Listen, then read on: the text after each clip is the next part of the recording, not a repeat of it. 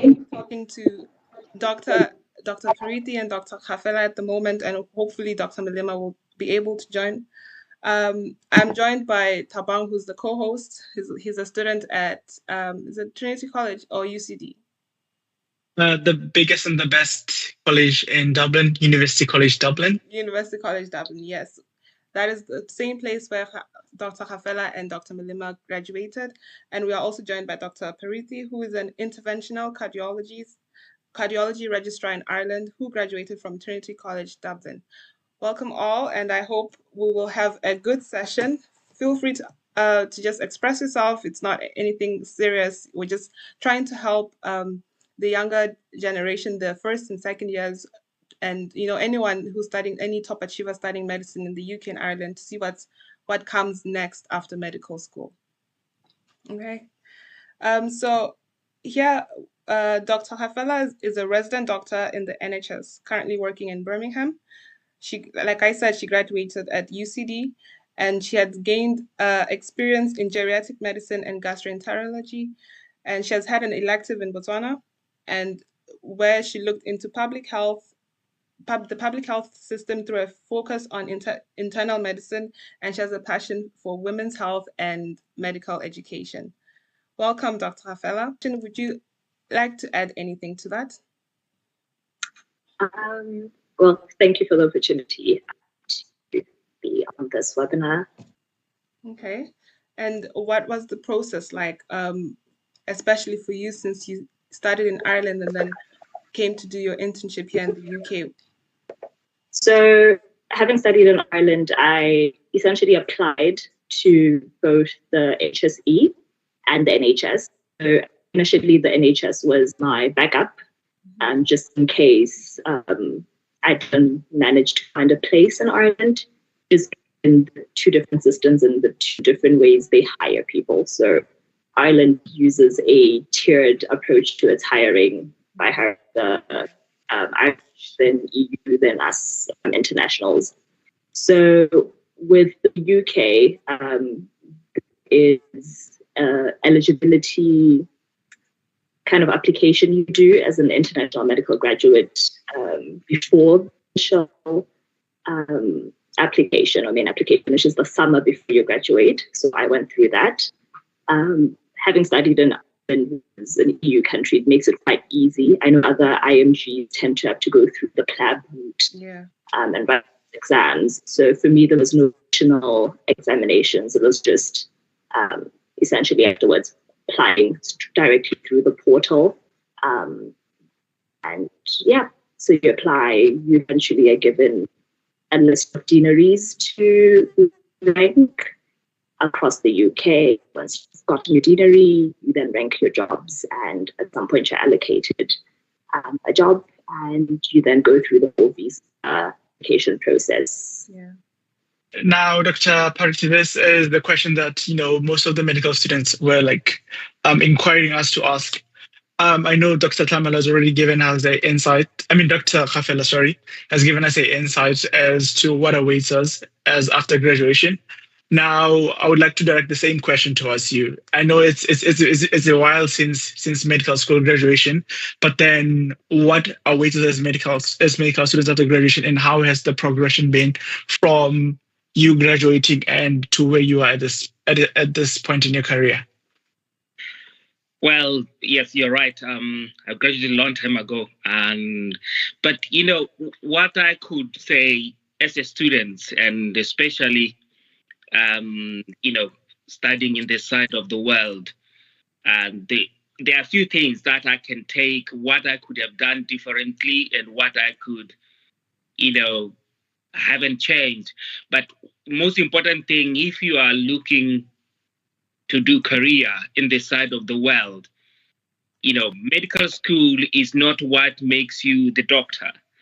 What makes you the doctor? You obviously, if you are enrolled in medical school, you will definitely be graduating. That's the hope, and you are counted as one of the maybe 2026 graduates already.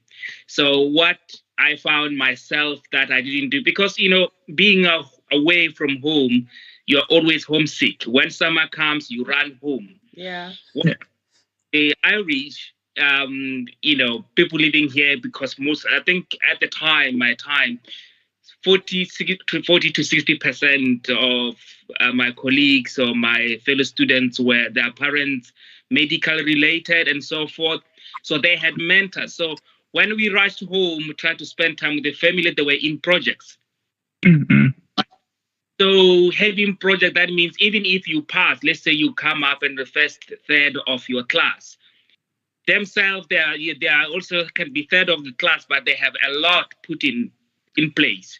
That means if they get, after you finish your internship, they are in a different space altogether. One, they have, I think, Dr. Kgafela, who have gone to the UK, can see that they already have, they tick the boxes that they want what they want to do. They have invested in what they want to do just way before and now they are ready to do what they want to do. So I found that even though my past marks were good, I was so far behind to explain myself. This is what I want, and I want it now. Don't try me to say, okay, look, let's give you a job and see how we do. I want it now. So that is the language that being good at your job will never do it, because it's mostly subjective from your referees. That's, I think, was lacking, when as a medical student. And fortunately enough, before I came to Ireland, I had done some researches in University of Botswana because I liked chemistry. So I was kind of as a researcher, but because nothing was published, as could be the case, it didn't count. So that you go into, I think, Tabang, you're going final year next year, isn't it? So yeah. I would say if the last year, I know it's a busy year, you want to get your certificate. If you last year you do a project, and because I know most, especially UCD, Royal College of Surgeons, and also Galway, after summer attachment, there are presentations and they are published in probably University Log. That's a publication that you can show.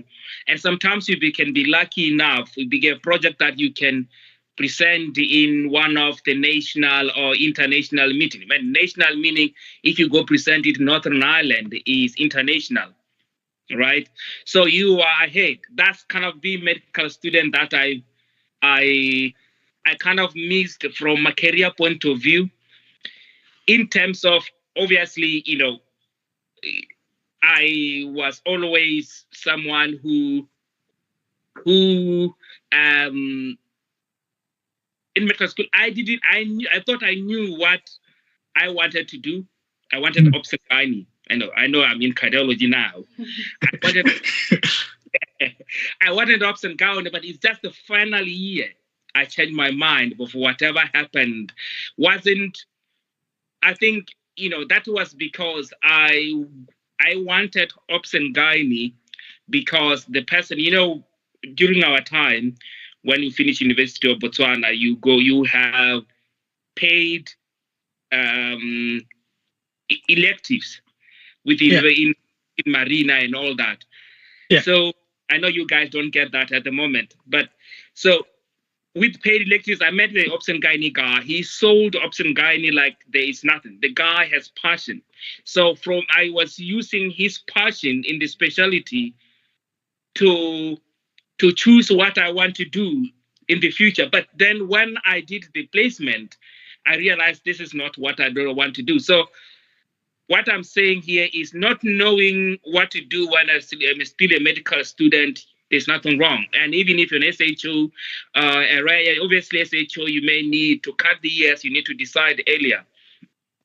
So I think, but the one thing I know, if you do a project of any kind, that means what you are showing is you are dedicated, you can evaluate the specialty you're going to go to, number one. Number two, you are not only working, you are innovative. I think these are the kind of the what research comes. And as well, nobody pays you to do research. Not in the Republic of the UK. Yes, you can be professor. I was in UCL. I was kind of attached doing UCL Royal Free in my fellowship.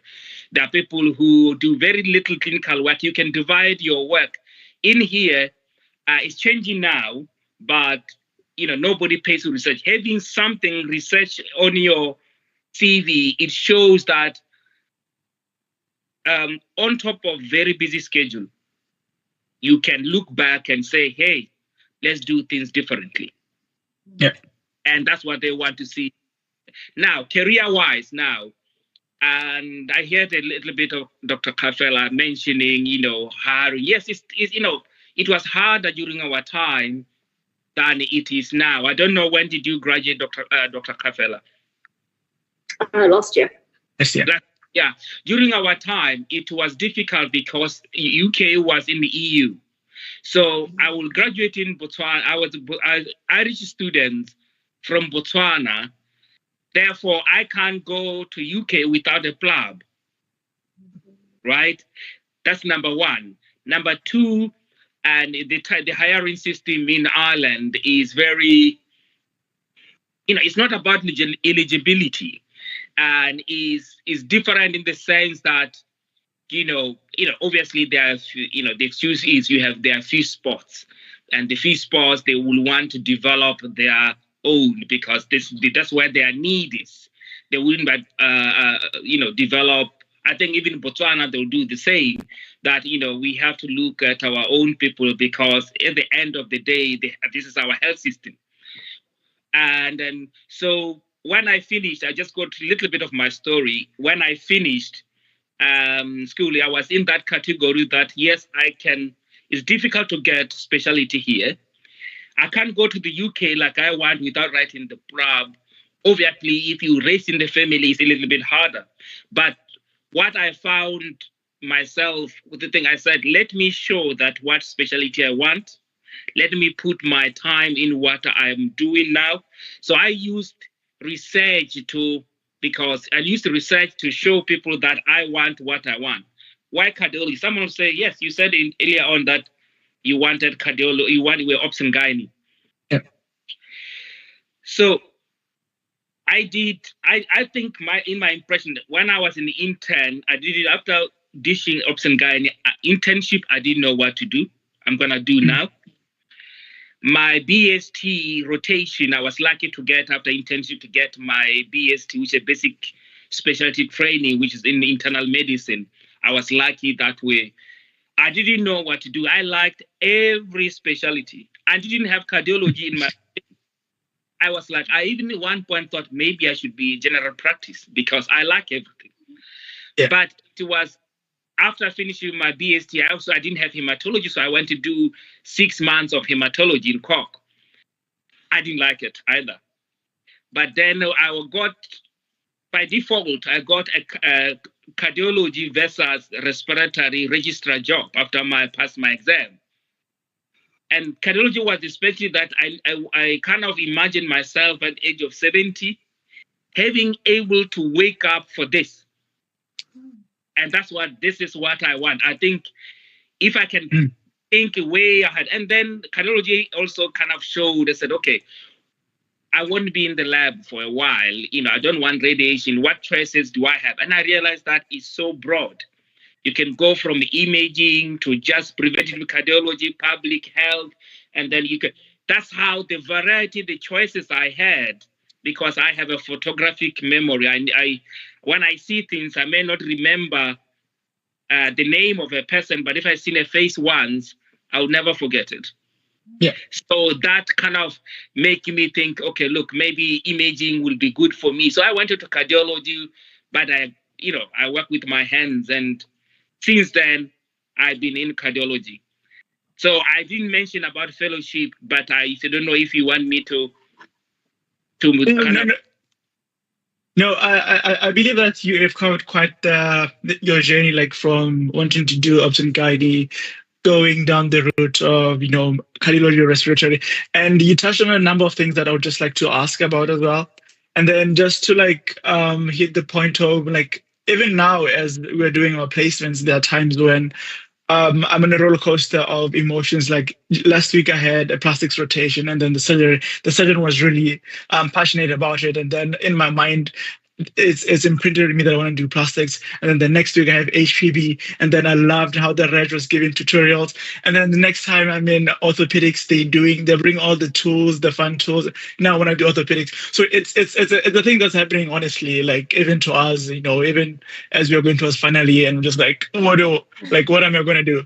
So I mean, like it's good to know that even you went through this. It kind of validates us that this happens to everyone. That we're not alone in this. And one important thing that you mentioned again was mentors. Like you mentioned how like the local Irish students had like mentors and stuff like that. My point then would be, how important is mentorship in medical school, and should we be actively looking for mentors, or can one simply just do without mentors in medical school? I think you are more adventurous to have a mentor in anything, in any level of life. Could be social, could be, academic, could be, but because what mentors they do is they give you more than just, oh yeah, where's this paper? I'm gonna take it. Having spent 3 years in London or in the UK, I like that system, and that's what I brought back here. That when you sometimes, as we are very shy, we are a bit withdrawn, because mentorship is, you cannot just say, hey, can you be my mentor? It doesn't work like that. I think it builds from friendship. You have to click with someone. But I think in Ireland, if you're gonna be spending time in Ireland, you're gonna miss people coming forward and say, this is what I want to do. Unlike UK, when you come, it doesn't matter it's a training or non-training, you have a supervisor. And the supervisor has to meet you before and meet you under. Everybody's a trainee, even if you don't have a number. You know what I mean? So that kind of a member as a mentorship in a way. So if it, because the supervisor, my supervisor, we can go and have few drinks together, and then we'll talk about things that kind of into social level. But I know I have to watch what I say, because this is my mentor.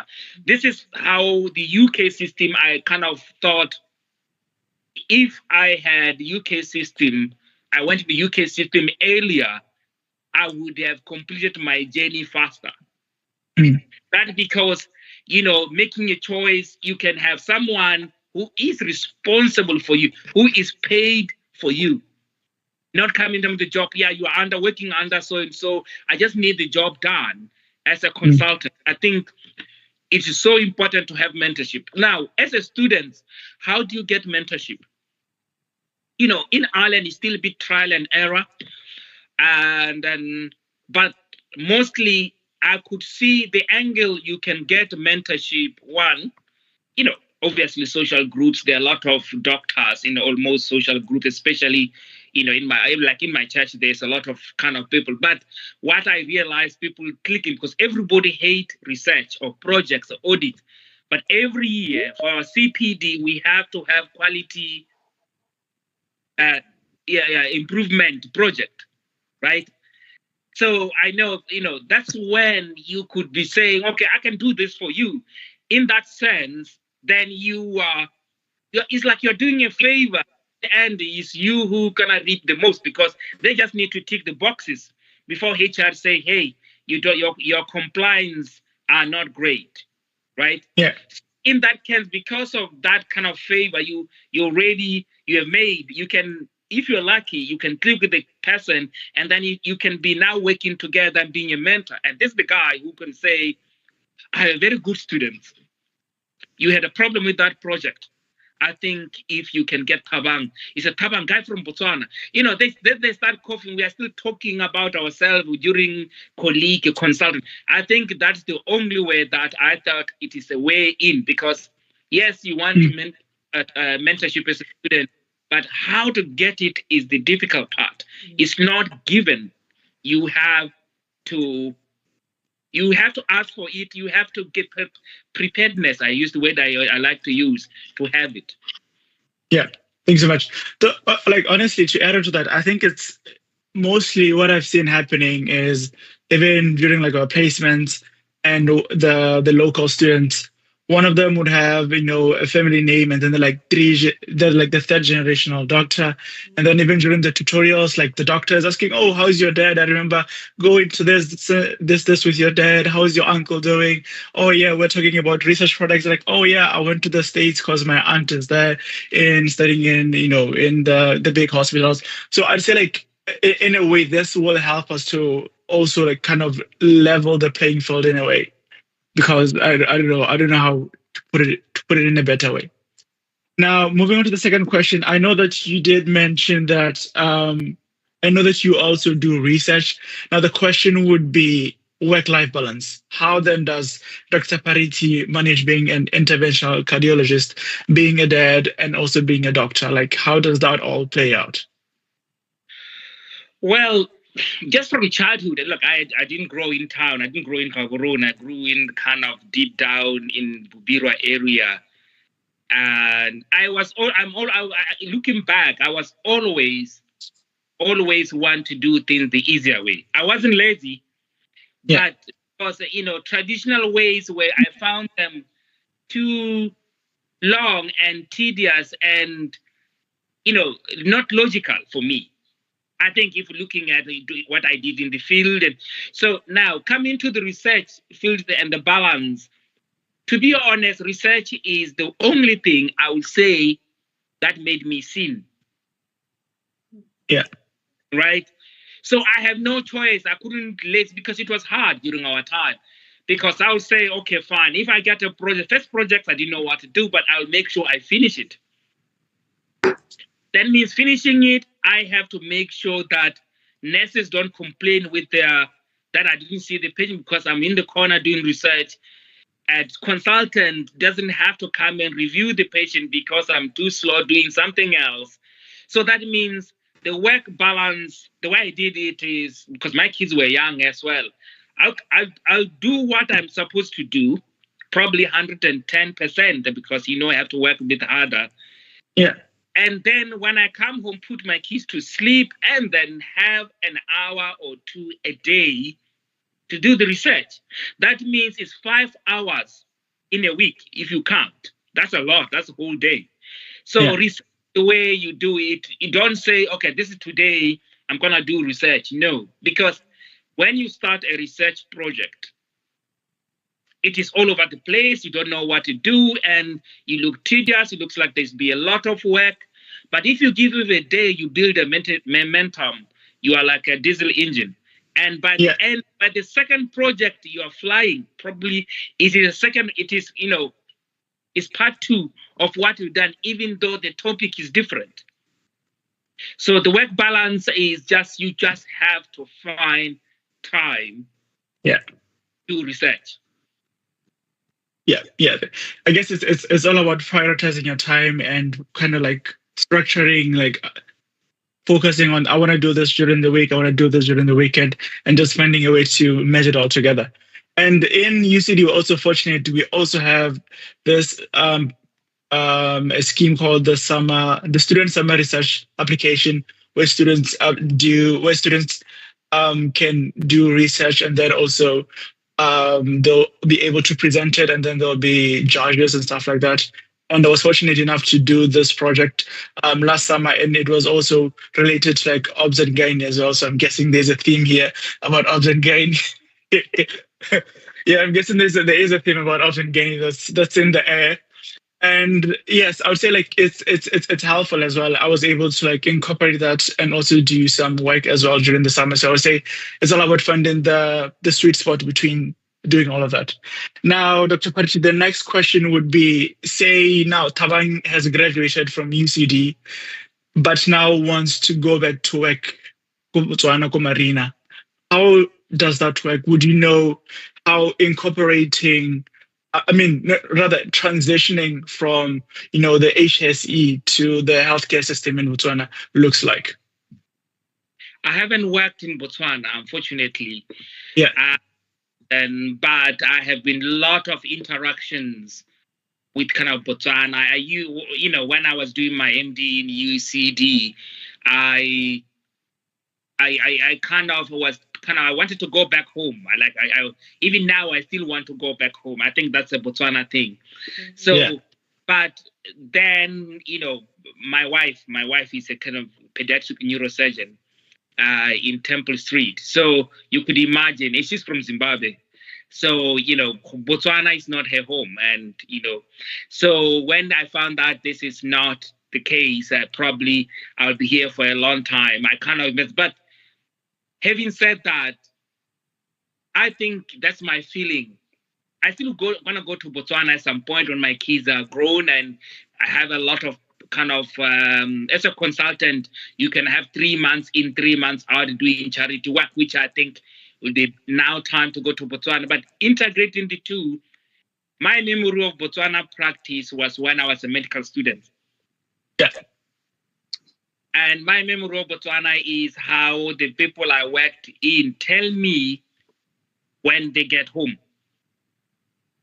The frustration, especially in the public system, the frustration, I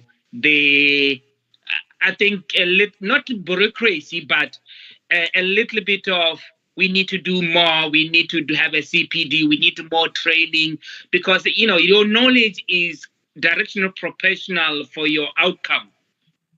If you don't know how to treat pneumonia, there's no how the patient will be cured from pneumonia. It's not rocket science. So from my side, not putting Botswana down, but because I have guys who have went through to be consultant, instead of choosing to do consultancy here, they went back home. I know the frustration, I know the services, but for me, if you want to go home, I will rather say, look, if you have an opportunity to train to a specialist, train and then go home. Yeah. Reason being is I'm looking at, like now being here, Botswana in here and talking to you, it's because I stayed behind. So I'm more important for Botswana student, even at home. So coming back to your point, if you train, eventually you may take longer training here than home. This is the giveaway. You have to train. Okay, I want to be the best in Botswana, because your normal won't be normal in Botswana. You'll be like, the practices, the ethics, and what drive people to work here. It is my relationship with at home, having relatives, having to get calls. Here, nobody has to die. In Botswana, he's, God, God is time. You know what I mean? But most of the things with my relationship, they could be treated, at least try to treat. We lose patients here, at least try to, but having, and they say, you are as good as how you were trained as a doctor. There's something that you cannot change because it's not you. That's because where you're trained. And that's why when going to the UK and you come back to Ireland, you are highly ranked. Going to the States and coming back to Ireland, you are highly ranked. The reason being is you're going to bring something new. When you're in the States, probably you are at the bottom of the food chain. Right? Everyone think, oh yeah, we do this on an all daily basis. Oh, that's nothing. But because they don't do it in Ireland, you're gonna bring it.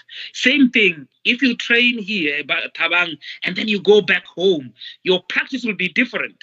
Your thinking different, and it will be so hard to change because there will be always little men. Even if money is put on your place, or the private sector is trying to push you that your work, you're not giving us more money, your conscience will tell you, that's not what I signed for. That's not what I did for the last 10 years, training to be a specialties. That makes you, I think that's a way of putting it. So now, in terms of your specialty, in that sense, I'll say, it's a choice. Family, yes, it's a family. It's in Botswana. You have no choice to go. But if you have an opportunity, I would say do it. Do it quickly. Have mentorship to direct you a little bit, and then finish it, and then go back home. Okay. Yeah, I can attest to the fact that the training is really different, because I remember 2 summers ago when I went back home, I applied for like an 8-week observership go Mahalape, Nagazwa Mahalape, at Malawi District Hospital. Unfortunately enough, there were like third year UB medical students that were there. So I was looped in with them. They were also doing the internal medicine rotation. And you could literally see, you could palpate the difference between me and them in terms of knowledge wise and in terms of hands-on experience. I literally saw I don't know if this was legal or anything, but I saw a 5th-year medical student actually putting in an NG tube in one of the patients. And then if you come to Ireland, that is nothing. That is not the case. You won't see any 5th-year medical student doing anything like that. So I can attest to the difference in training from the two sides of the coin. Now, say that. Sorry for you to interject. Having to say that, it happens in South African trainees. Yeah, is hands-on, probably with less knowledge. But here, because of safety, we believe safety depends on how much you know, and you do. Yeah. You don't. When it comes to women life, you don't test drive to know. Mm-hmm. You know what I mean? I think this is the niche why I would urge and say, look, Botswana needs you. Botswana needs all of us. Yeah. But what do you want to have a legacy? We call it. Everybody who went home, the way we kind of tease each other is brain death, right? If you go down now, like you'll be working, you'll do all the operations on the world, whether mortality, because whether your mortality is high or not, the complications are high. You don't put that in, and as long as you can do that, you'll be considered as a good doctor. But this was born because there was no one. There was one point I remember when during my time, I did a few months in Tsabong. Like, I'm not going to Tsabong, but I went to Tsabong for some reasons. So I went to go to the hospital. The doctor there was an obs and gynecologist, was a cardiologist, was everything. So imagine if you are in Tsabong, someone has pneumothorax. If you don't do anything, it's 100% mortality. Yeah. But even if you're gonna kill him, then you have 50% of survival. But that hasn't changed around Mahalape area. I passed Mahalape. I'm passed down to the east, Bobonong and past. So I think, but with more specialties, with more thoughts that this is not the right thing, with more research and investment of our education, having the opportunity being trained abroad, you bring on the plot, that will change. Yeah. Thank you so much for that. And then my second last question would be around the hot topic that is around right now, which is AI. And I know that you graduated a while ago, so you would be able to compare how practice was before the role of, the integration of AI in medicine and how it is at the moment. So what are your thoughts about that? Well, obviously, I did, my AI project. I was kind of the fellow who was leading 6 million project I was in UCD, I was doing my MD. But the thing with AI is, it's inevitable. AI is everywhere. Yeah. Right? It's either, I would like you to or not, it's gonna change our way we practice. The way we practice is, computer will be somehow more accurate than a human eye, human mind, shorter time interval from question to diagnosis is going to affect us. But I think AI is not replacing our jobs if we embed it in our practices. It makes us more empowered. For example, I'm also imaging. I do TOEs and all that. So I think 2 students actually they were supposed to do projects with me. But what I'm saying is, if let's say I know that, okay, fine, I'm gonna use AI in echocardiography, for example. Yeah. In terms of making left ventricular function. what I do is I have to know how that AI works. And then I have to give AI more work. AI can, used well, can make us more efficient. I know what you mean. What I mean, yeah. It can make us more efficient. But from my point of view is AI in good hands, it can make you one of the most efficient people ever existed. Yeah. However, this is now the COVID is patients use AI. Yeah. So if the patient uses AI, you as a doctor, you have to up the game because they're gonna ask you the questions AI have asked you. You have to be able to answer, able to say, I don't know. But I think from patient perspective, anxiety, AI has increased so much so, and it made us, that's why in the UK, if you're gonna go into UK exam, communicate, if you fail communication station, you failed. I did my MRCP paces, you failed, right? AI in terms of the your clients, your patients, it is causing more, it's not causing more and making you work harder. That's the only way I can do, but it can be more efficient if things are communicated well, which I still say I'm pro AI myself. Yeah. Okay. No, thank you so much. I mean, that answers a lot of questions. And we've been having different conferences that have been being hosted by UCD, and everyone is talking about how AI is helpful. And I know that in some of the hospitals, they also use it for radiological imaging. You just put in a CT scan there, and then it will show you that, oh, that's an epidural hematoma. Oh, that's a subdural hematoma. Oh, that's a subarachnoid. So it is kind of helpful. And as you said, in the right hands, it is helpful and it will make us efficient doctors. Because as medical students, it is helping us. I mean, my best friend right now is ChatGPT, just put in stuff there, kind of like helps me summarize research papers and everything like that. So, Dr. Pharithi, thank you so much for spending this morning with us, informing us, educating us, and advising us on how best to approach this life as medical students. And I can open any questions to the floor if Dr. Kgafela.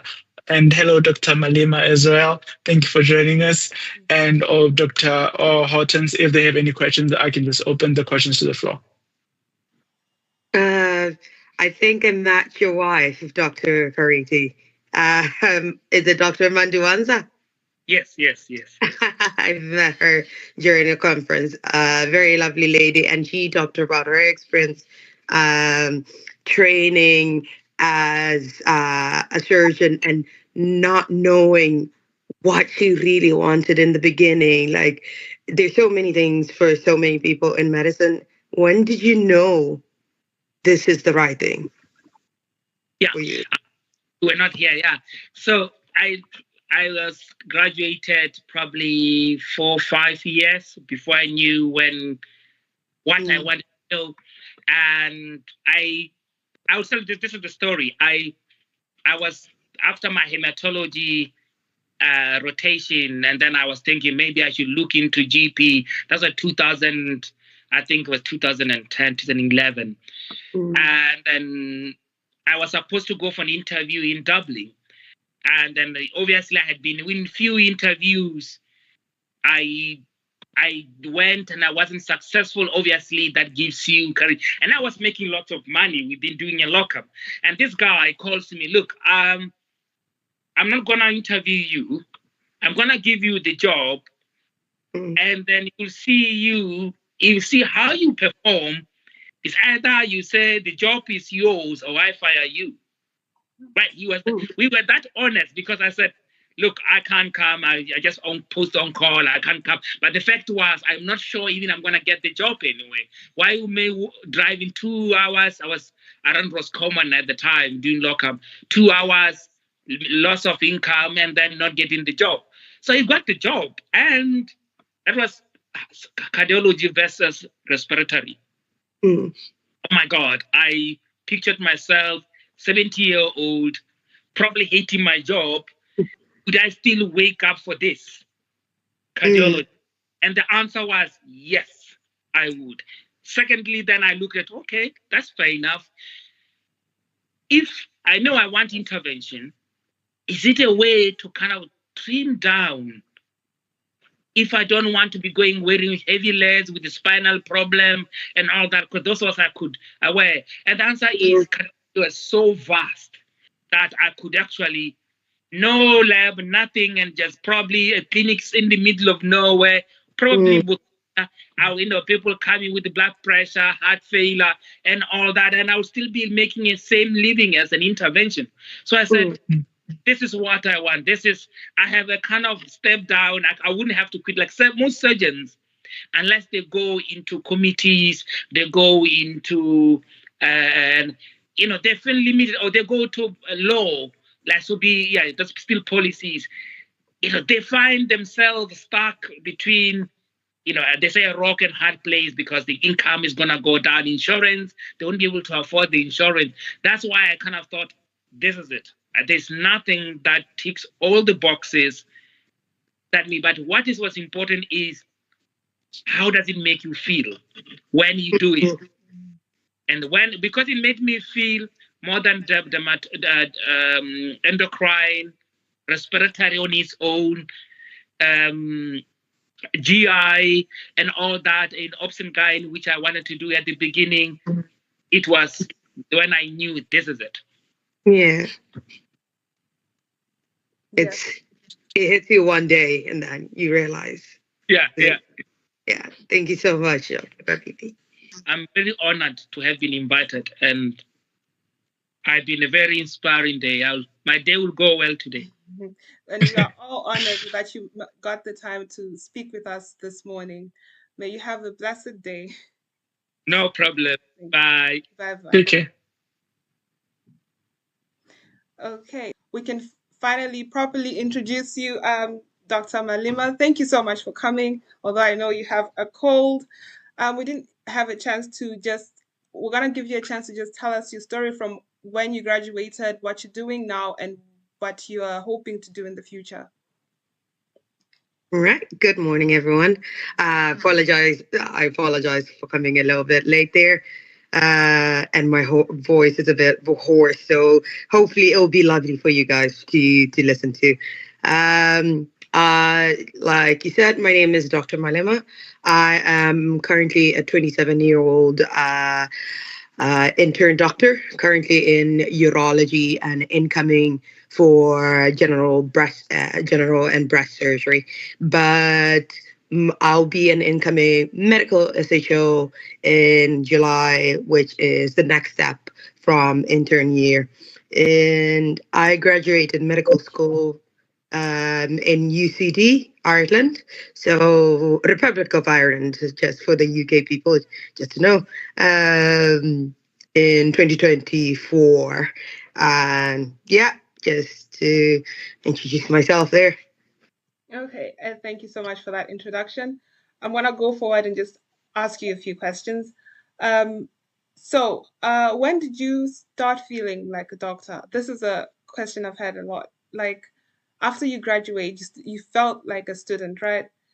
Do you get the doctor feeling now, like you are able to make decisions properly with no, feeling like, oh no, what if I get this wrong or something like that?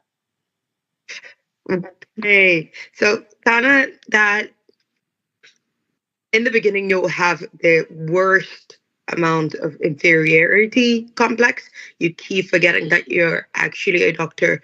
What I noticed is a lot worse for female doctors compared to male doctors. A lot of male doctors, maybe it's because of the Irish kind of doctor, male doctors, they're a little bit cocky with their decisions and a little bit too confident, scarily confident, which is good. But when you talk personally to them, that's when you realize, actually, no, they're terrified as well. They just want to put a front with the nurses so that they look more, let's say, consultancy. But they're just a junior doctor at that moment. So some person, I think they gave me a little graph that shows kind of in the beginning, you're at the very bottom, and then you get a little peak high where you're like, yeah, I got everything all sorted here. And then you make that biggest mistake of your life, which everyone probably will go. I have my dog here. Sorry, by the way, I need to pet them. And that will be your pit of despair where you're back to that inferiority complex. And then over time, you realize, oh, actually, I'm building myself. I'm building myself. Yes, there's a low. I'm building myself and building myself until you reach that consultant level of decision. So it's still there. The inferiority complex is still there as an intern. The thing that will make you a good intern is knowing yourself, knowing the basics, knowing what's your daily routine, knowing when things are wrong, and knowing when to escalate. Sometimes it's not, it's not bad to just ask a question to a senior doctor because they've been in your situation before. And sometimes you might need a little bit more support just to make sure you make the correct decision. Supervision is available. You're an intern. Ultimately, this is a consultant's patient. So it's still there. That feeling that I have a medical student mentality, but it's so far away from my medical student mentality ever again because nowadays I'm more confident with dealing a sick patient. Nowadays I'm less scared of doing a death confirmation compared to when I was a medical student. And nowadays I'm able to talk to families and explain the situations. So I'll say the mentality has reduced. And Dr. Kgafela, do you feel the same way? Definitely. Gosh, I remember my first few weeks. You still feel like a medical student on the team. It's such a strange feeling, and I think it's the imposter syndrome that creeps in. But I think with time, the more responsibility you have with the team, I think when you actually manage a patient well and you get something right, it builds up your confidence. We can see that improvement in a patient after you've reviewed them and you've made the changes on your own or with senior support. I think with time, it sinks deeper and deeper that, oh, okay, I'm capable of doing this. And oh, I'm actually the doctor in this situation. I think also when you talk to patients and you see the confidence that they have in you, the trust that they put in you as well, you slowly, I think, come to the realization of, okay, I'm actually useful, I'm actually a doctor, and I'm capable of doing this. If you made it through med school, you're able to think doing or knowing medicine, having learned it versus being a doctor is definitely a thing that builds over time. And what are some difficulties you endured, especially as an international student?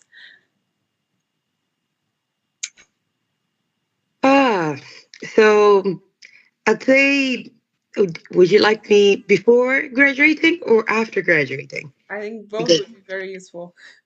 Yeah. So that being an international student in the beginning, you it's very hard to navigate in a very foreign country when you start because it's like you have a new social background, social interactions with people, trying to make new friends.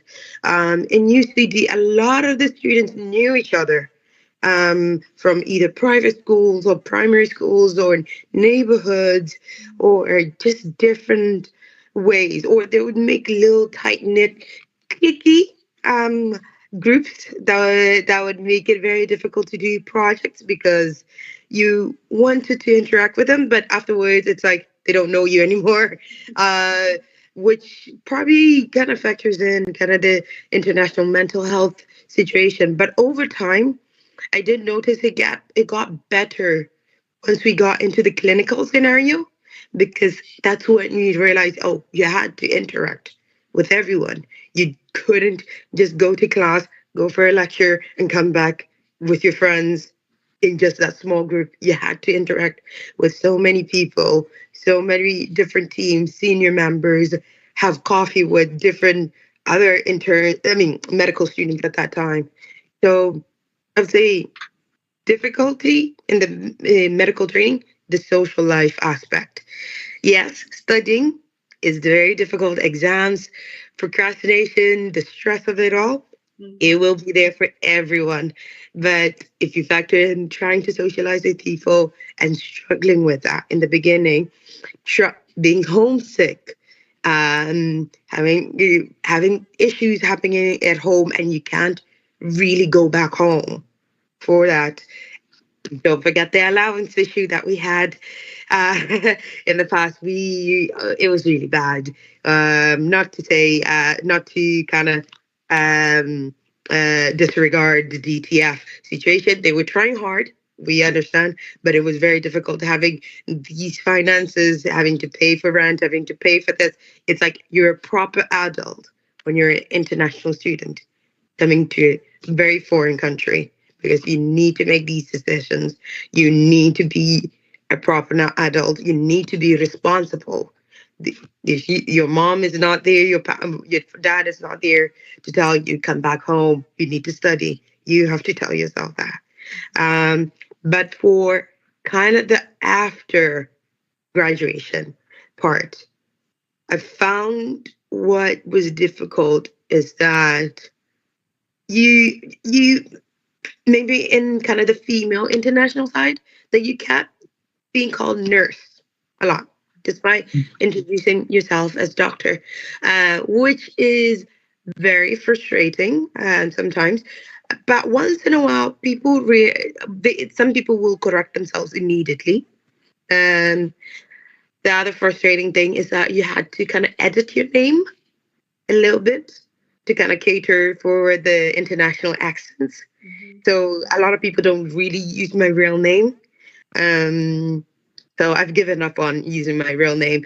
So I kind of made it a little bit anglicized for them to understand. But otherwise, and training programs, um, for the international experience, I just applied for my BST, the medical general medicine BST. I got my interview and I was appointable for BST. I couldn't get in. I couldn't get a spot despite having a high score, a good interview, good references, and being appointable for it because of my stamp, my visa. That put me down. That, yeah, it was very hard, but it was very expected as well. So hearing maybe, not to put them down really, but hearing as someone who had the lowest score and they got in because they were an EU student, it was like, that's very difficult to it's like very frustrating. You kind of hold it in, understanding that you're a foreigner in a foreign country working under their conditions. So you have to work a bit more to kind of stand out again. So I'm still planning on applying for my BST again. At least now I know with the intern experience that I have that I managed to get in. All I need is a stronger visa. So I'll be doing my medical standalone job, which is a 1 year contract in one hospital, and hopefully get more research in, more experiences in, and to strengthen that application. But ultimately, my visa will put me down. No. Mm. And did you ever feel pressure, or do you still feel pressure to go and work back in Botswana? I talked a bit about how people feel like, okay, they need to go back home, and then you know how we all heard what he said, but I wanted to hear your point of view, or whether you've ever felt, okay, I need to go back home, or is it in your plans in the future, or yeah. Just one question. Will this be publicized very publicly? We'll just publish it to our audience, the students. Well, in case the DTF find me finally. But I did read on that the scholarship that we were in the top achiever grant. It was a grant rather than kind of a loan. So brands alone work differently. I know they did expect us to go back immediately after the the training. I mean the medical degree, but I haven't had any pressure or emails saying where are you at the current moment. I don't have any kind of parental responsibility to say I have a child in Botswana that I need to come back for. So that might be someone's factor, that if they have a kid or if they have massive family responsibility, they might need to come back home. I don't have that. My family are very supportive of me staying here in Ireland, training as much as I can. They would prefer them coming here rather than me coming back. Um, because of they're factoring in the challenges that doctors meet in Botswana themselves in terms of training, in terms of responsibilities, like what Tabang said. He didn't know, is it legal for someone who might have a lower qualification to do something that is really high of a responsibility and of a risk. Like Dr. Rapiti said, that the doctor would be a gynecologist, cardiologist, everything, anesthesiologist and everything, and probably a surgeon on top of that. And it's, which is very high risk because there's so many complications that we could be met with it, but it is what it is. There's a shortage of trained specialists. So I would prefer going back home as a consultant in the later stages rather than an intern because I have nothing of value. Oh, well, I don't have too much of a value that I can add to the system at the current moment. But I would have more value when I become a consultant, helping in that specialty or helping in a niche that needs to be met. So currently, I'll be staying here in Ireland for the next few years, probably 10 to 15 years. But it depends on where life takes me. If I meet a partner along the way and they soup my feet off to a different part of Europe, I might as well go. But probably will be a discussed option either way. Yeah, that's actually very understandable choice. And Dr. Kgafela, I know that you did your elective in Botswana, right? How was the how is it like getting an elective in Botswana? What was the process like, and how did it feel going back to Botswana and seeing the medical education, the health system then, and comparing it to how it was in Ireland for you? So UB has a sort of application process that you can go through. There's a fee attached to it. They essentially place you in, there's a subset of hospitals where you're allowed to go in and gain experience for about, depending on the time, 6 to 8 weeks or whatever the requirement of your elective is. I'll find the details and share that with you to make it available to other people. But I think if you Google, there should be a bit of information with regards to that. In terms of the experience itself, I think I try to be positive, but I often go into a vent and rant about it. We, in the Botswana context, do not lack doctors. I think the consultants and the higher up doctors that are quite competent, quite knowledgeable. I think the issue is we have a lot of system that are quite evident and therefore affect the everyday practice. And I think that then in turn affects the quality of care that Botswana receive within the public system, which I think having been exposed to the Irish system and now the UK system, they are not perfect systems in themselves, but they are quite far ahead. And I think, unfortunately, Botswana has a long way to go, where I think you have issues with the day-to-day things that just aren't there. You can be on a ward and there's no ECG machine, and your patient needs an ECG, and you're scouring through a whole hospital trying to ECG. Like, it's the small little things that should be a given, that should be there, that just aren't.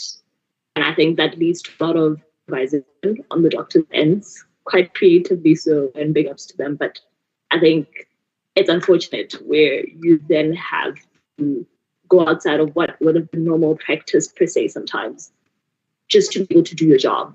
And I think you often find a lot of doctors are demonized in Botswana because of this. In my time there, everyone was like, just go back. And that's not something I would hope, to hear. But a lot of people are frustrated because of the lack of resources. There's just the running of things sometimes isn't what it should be.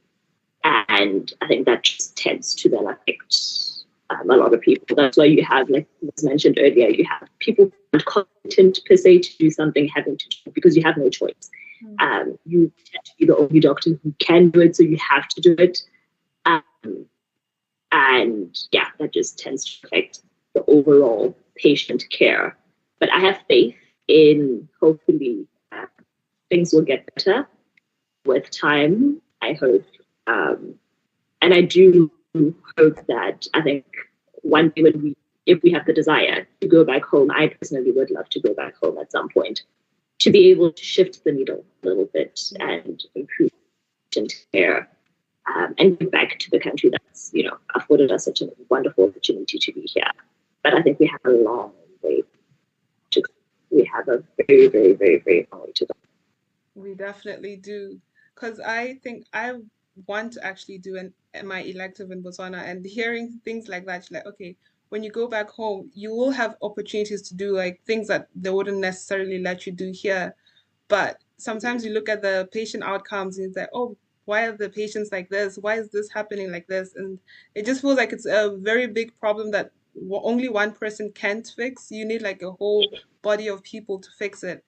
And sometimes I understand why it can be very frustrating. Yeah. I think recommend every medical student, if you have the chance, do your elective back home if you're able to. Yeah. I think just appreciate what the system is like. I think it opens the eyes up much more if exposure is everything. And I think it gives you a better insight into, if you want to go back to Botswana, it changes how you can practice with me here, in the sense that I want to absorb as much as I can when I am here, having their mind, okay, this is what's lacking. So what can I enrich myself today that I can then later implement that could aid? So if you're never exposed to it, you'll never know gaps. So therefore, when you are improving on yourself, you don't know what you need to fill up on to be able to fill those gaps in the future. And I think it's a great learning experience. You realize how resilient you are. I think it trains different muscles in you. But I definitely recommend it. But yeah. Yeah. Yes. And I'll let Thabang take over for the next few sections. You can ask any question you'd like. Oh yeah. Thank you so much for telling us. Actually, I did have a question. Like, it was more of walk us through the first day of being an intern, but you guys kind of like covered it. The nervous feeling, you feeling like imposter and then stuff like that. Because I mean, that's what we're doing at the moment during ward rounds. Sometimes you can just feel like the intern is just trying. Yeah. Like you can feel this. They have the same aura that you have as a medical student, like being at the bottom of the food chain and stuff like that. But it's good that you guys, have evolved out of that, and then you're doing the best you can. Now, I'll say this would be more related to the questions that I asked Dr. Pharithi, in the sense of medical school experience. Like, pick and choose the best experience you've had so far, looking back. It could be in the classroom or outside, go academy or anywhere. Sometimes you guys forget that I went to school with her.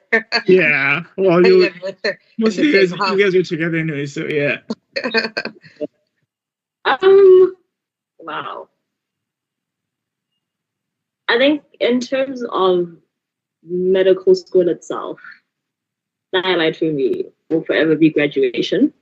Yeah. In terms of the formality of it all, I think it's.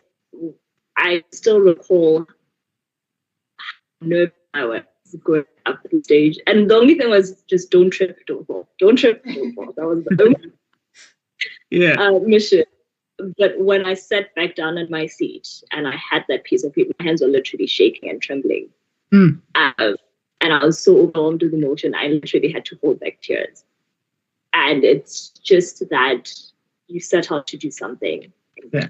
And an immense amount of pride, and having my family there and hearing my sister scream. I think there's no greater moment for me in terms of just the accomplishment that it is. And then outside of that, I think just meeting all the Botswana that I've come across. For me, being able to interact with you guys, which is why I make an effort to try to say hi to all that come below me.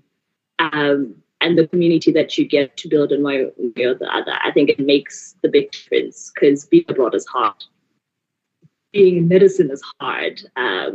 And I think the community that you have, just being able to laugh, go out and do whatever that you want to do. I can't pinpoint one, but every single time has been special. I think any time spent in community I enjoy is amazing. So. Yeah, that's true. Because I do share some sense of the feeling, because we had our white coat, the feeling like don't trip when you go up the stage, you get in the white coat and then seeing people cheering you up. I just can't wait for that. I mean, it's what? It's in a year's time, and then I'll be in the same shoes you guys are in, so can't wait for that. I get it, when I'm going back home, deep measurement day, the mo litacing. Suit for graduation. I need to represent. Why not? I mean, yeah, over to you, Dr. Malima. So it's like there's so many like really, really happy moments like during training that are just outside kind of the academic side of things. For me, for the academics, it's definitely the very last exam when they told us that we passed. And she was there on that day. Actually, I went. We afterwards we were like, should we go out? Should we go out?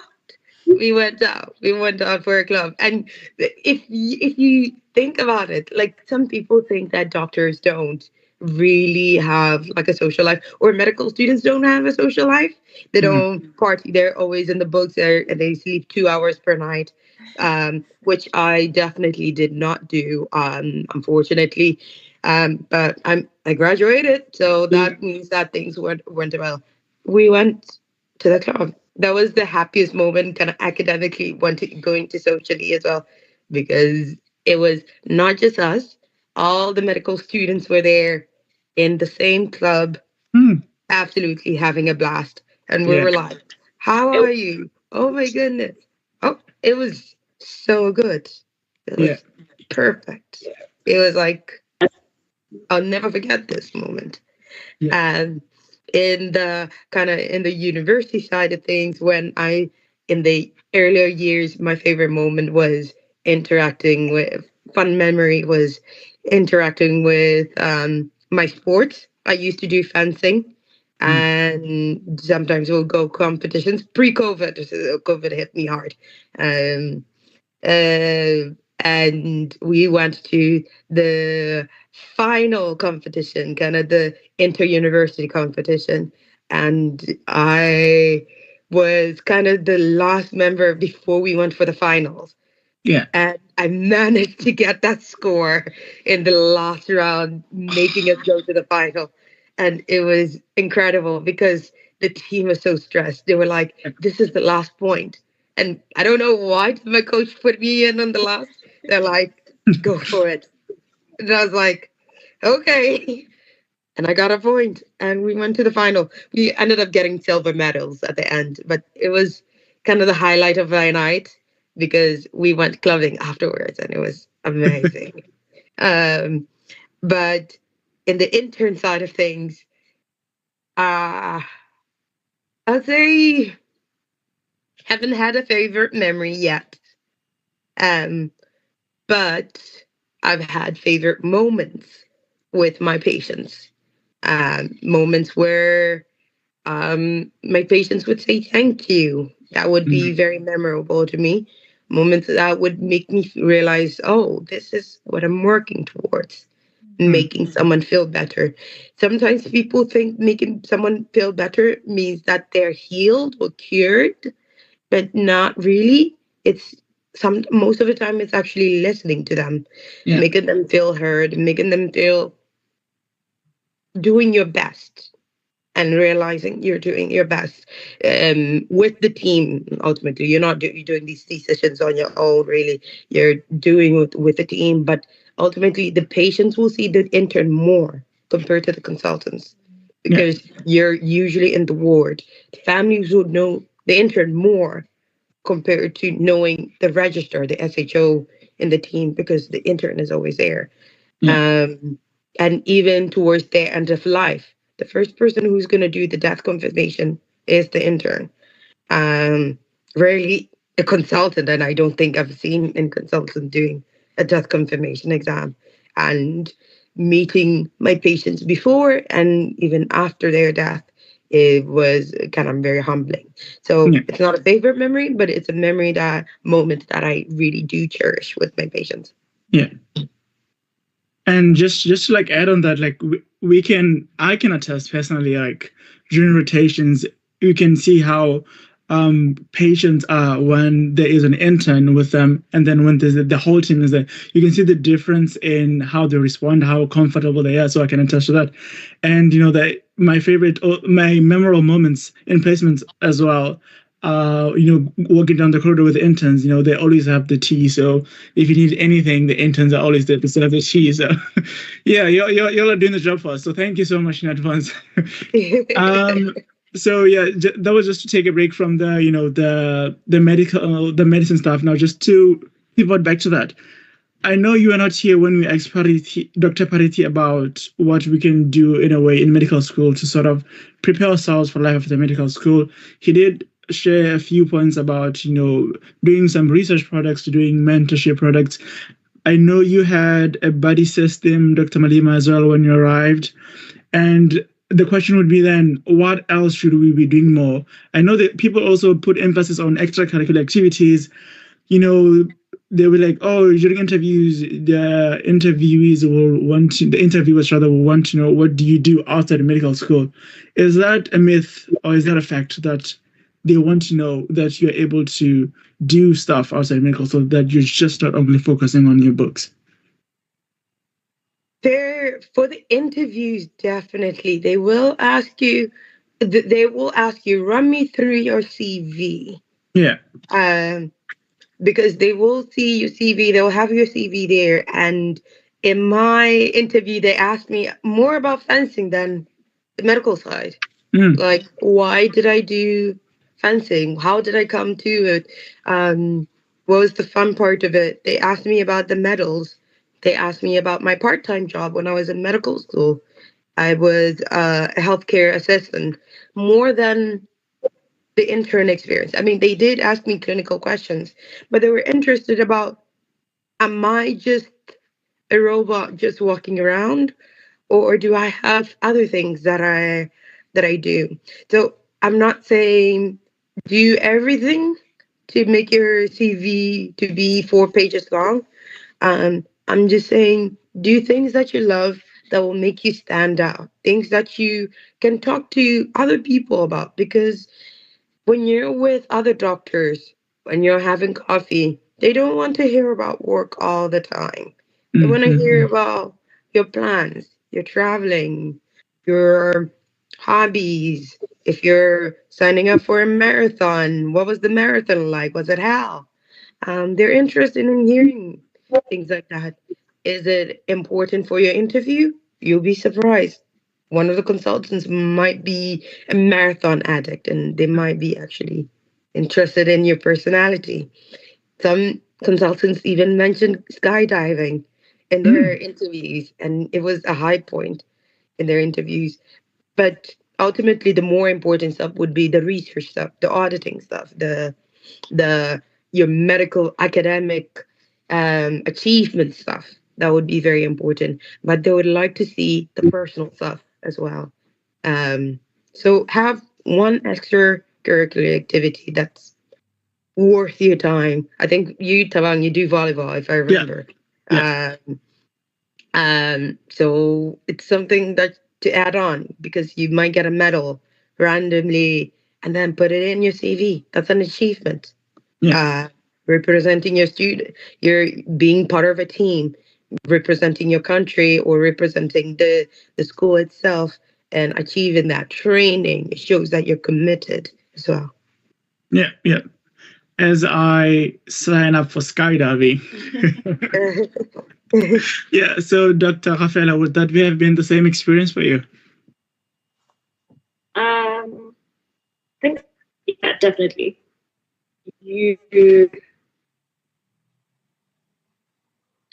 Could you reiterate the question just so I make sure I'm answering the right thing? Yeah, it is more about the emphasis of extracurricular activities. Yeah. I think life in general, we should all aim to be interesting. I think that's something I've challenged myself to try do this year. It's important outside of just the everyday practice of medicine to, in your social and in your career, that extra amount of things that you're interested in. So in your personal life, those are things that translate somehow or show a bit of your character in interviewing. If you're in a team of some sort, those things translate to how you work with the people in your team at work, and just the kind of person that you are. Within the medical context, I think, like Thamela mentioned, research, your audits, which are things I think I neglected a bit in medical school. But I think it's important to, especially at your age, start thinking about your CV, start thinking about your portfolio, start thinking about the things that you will add to that, or just that build a better picture of who you are. Because I think ultimately that's what a CV is. You are painting a picture of who you are and your potential to people. So I think that's important. I realized coming to the UK, and I think you being a medical student, the whole e-portfolio and horrors and all the things that you have to do, that was new to me transitioning in. But I think it's a beautiful tool, and I'm glad I actually introduced it to you guys quite early on, because it forces you to start to think about these things. It forces you to start thinking about, outside of just placement, what can I do? What can I do to get involved?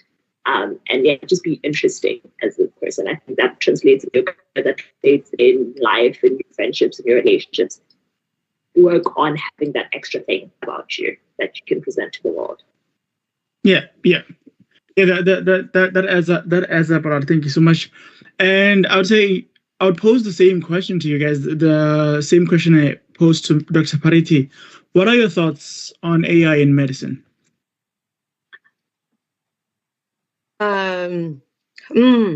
So currently it's kind of a very hot topic with AI. A lot of, if you notice your WhatsApp, probably put like AI matter just recently, and which I find annoying.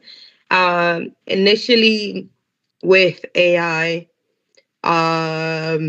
I thought it as a more kind of sci-fi thing, but I've been using it a lot more recently in the last few months, as an intern doctor, more on how to deal with a scenario, because sometimes you don't have someone to talk to and you just don't want a journal, but you just want some solid kind of answer. Yes, you can talk to another person, but it's still in your head.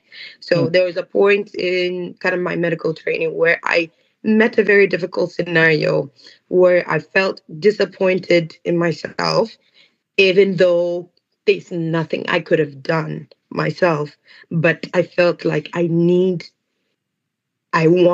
how should I improve this? Yeah. I did talk to other people, but I still felt like there's something missing here. So I tried Googling, but I was like, there's still that missing link here. So I went into ChatGPT and I said, hi, I met this scenario and I feel like there's something that I want to kind of debrief with. Yeah.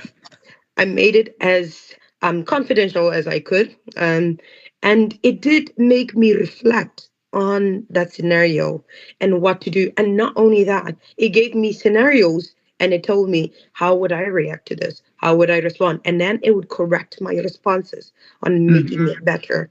And not only after that, I found myself more assertive in the hospital, being more assertive to my seniors in that scenario. It was more of how to communicate to a senior who's not taking you seriously, and being more vocal about my patients. And I noticed that, I'm more able to say, no, this is not the right way, respectfully, and being able to vocalize without being scared. I know there's that culture in Botswana where it's like you want to respect your seniors no matter what. It's always your seniors. Yeah. It's even worse than when they're like 10 years, 20 years older than you. Because they still view you as a junior, but they forget that you have something to add on as well. Yeah, that's true. That's true. Yeah. In terms of, but like mentioned, it's in radiology now. It's in kind of the cardiology field now. But for me, in the personal sense of things, it's that AI would make medicine more efficient, but it won't replace it. It's not going to replace the pathologists. It's not going to replace the radiologists, because the radiologists have seen these images, are able to narrow down what's missing. So it will assist them, but it won't replace them. Would it make the job market low for certain specialties? I wouldn't know. But at the ultimate level, AI is not going to replace that patient to doctor interaction as much as it can. And anyone can Google anything.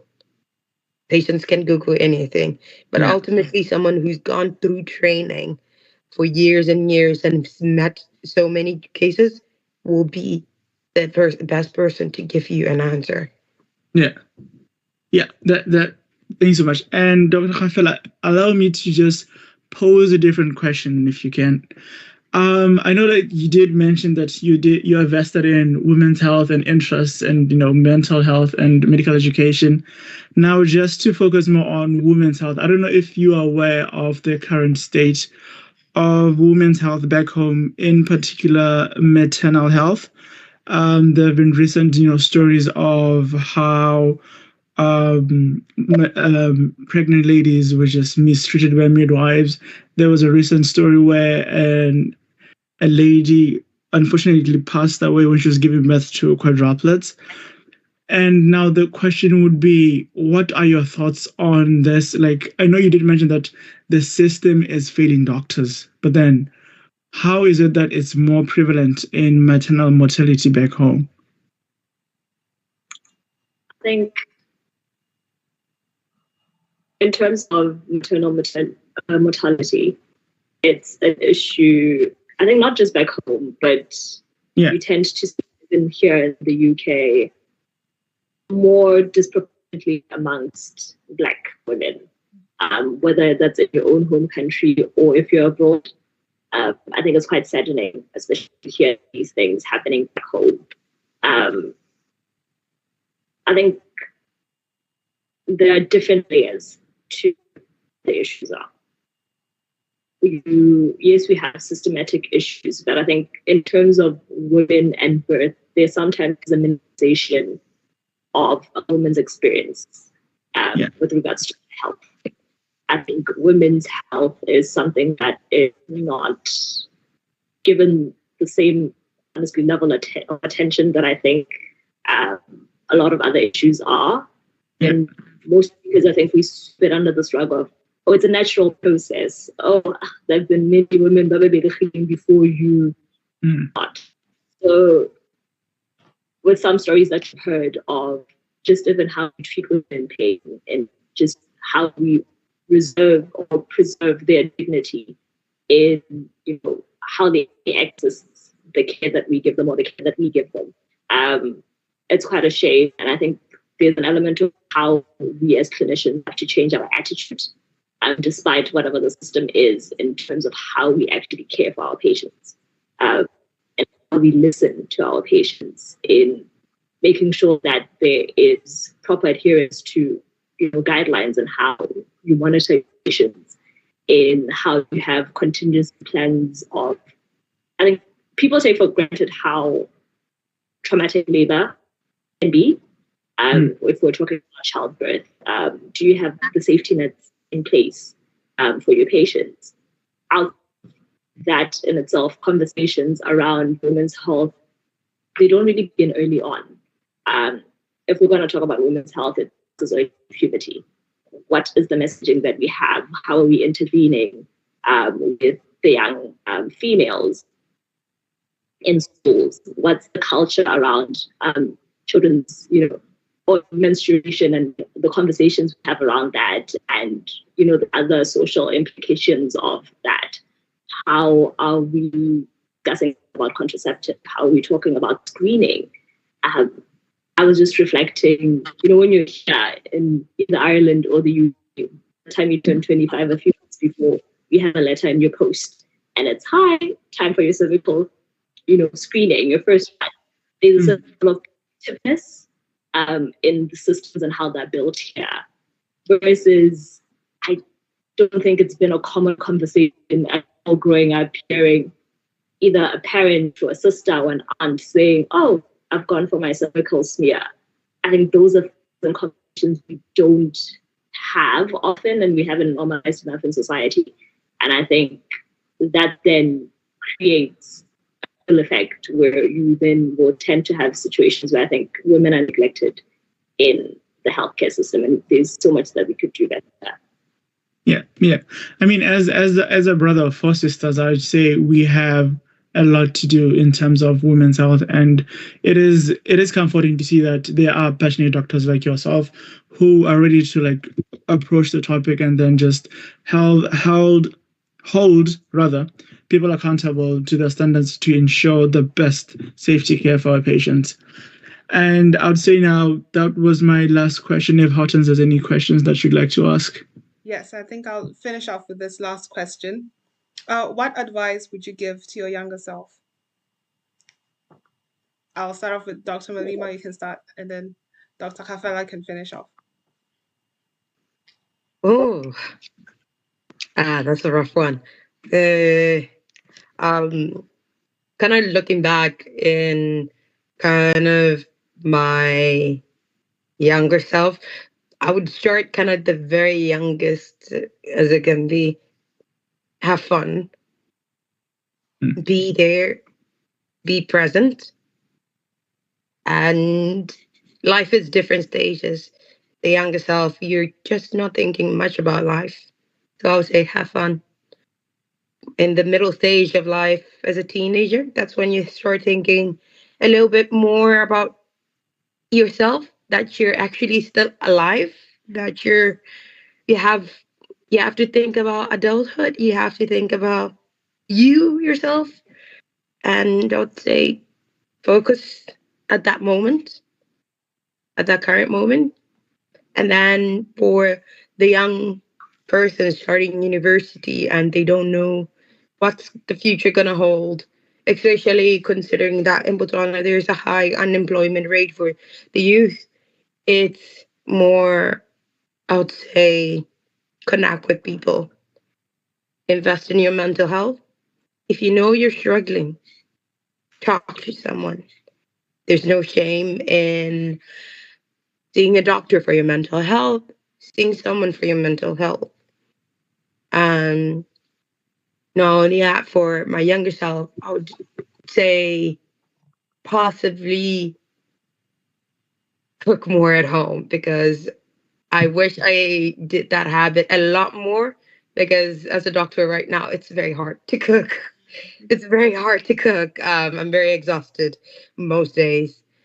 But honestly, I would say find who you are, connect with people, and be present. Just be present, because it's always worrying that you're thinking about the future all the time. It's very exhausting, probably as medical students, because I think a lot of medical students keep asking me, oh my goodness, what am I going to do as a medical specialty? I haven't chosen a medical specialty, and they're in first year. And I'm like, what are you thinking of? Go study and have fun. And even the final years, they're like, oh my goodness, I'm gonna fail, I'm gonna fail, I'm gonna fail. Which resonate, I had that feeling in medical school. I'd say, do what you have to do, because you're not going to and you're not going to predict the future, but you can change the outcomes by doing now what you can do now. If it comes to that point that you fail, that's future you's problems, not current you. Do what you can now. So my advice for current me would be, do what you can now. Lovely. That's very lovely. And Dr. Kgafela? Wow. I think trust yourself.